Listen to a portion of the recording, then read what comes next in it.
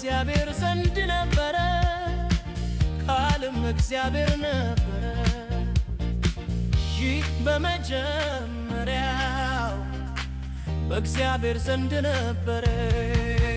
ሁሉ በእርሱ ሆነ፣ ከሆነውም አንዳች እንኳ ያለ እርሱ አልሆነም።